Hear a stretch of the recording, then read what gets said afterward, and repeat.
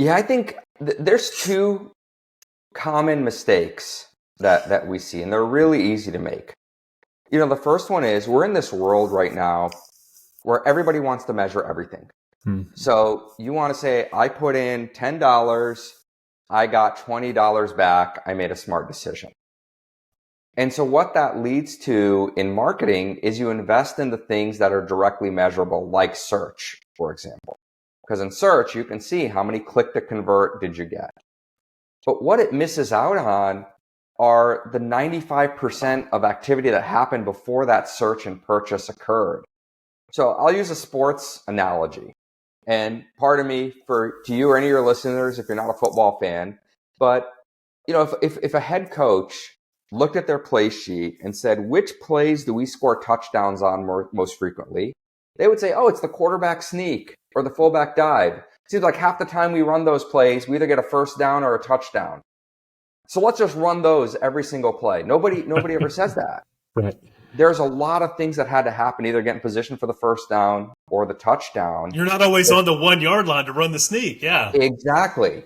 And so that's ultimately the mistake, is then you end up pouring into trackability.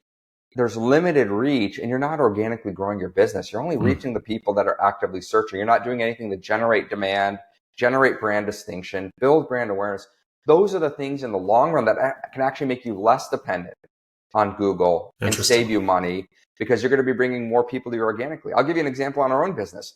We invested 3 years ago into improving the SEO on our website, working with a great firm.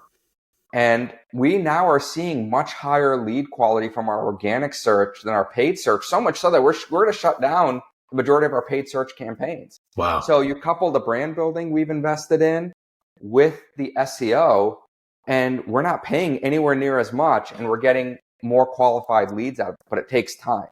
So that's mistake number one, is just doing what you can measure. Because if I show you an ad for a vacuum cleaner, but your vacuum cleaner is working perfectly fine right now, but in 9 months it breaks, and that one feature I showed you about easy filter clean or no tangle mess or whatever that is stuck in your mind and you buy it, how are you going to go back 9 months and say that ad gets the credit? That's just not the way people make decisions. Right. We make decisions on emotion and then we rationalize it. And so that's the number one mistake, is people pour dollars into things that are directly measurable. What that ends up doing is you have very, very limited reach. You become dependent on one or two platforms, and then you're at the mercy of those platforms.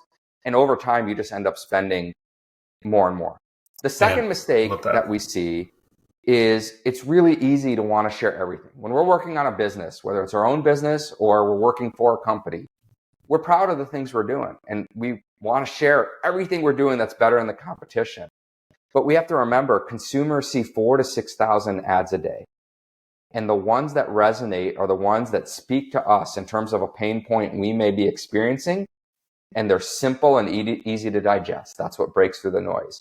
So being able to go from, and trust me, it's a lot easier for me to do this for our clients' creative than our own. So I'm guilty.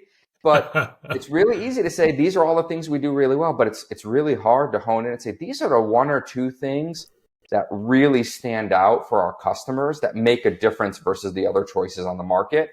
How do we open the door and introduce ourselves with that?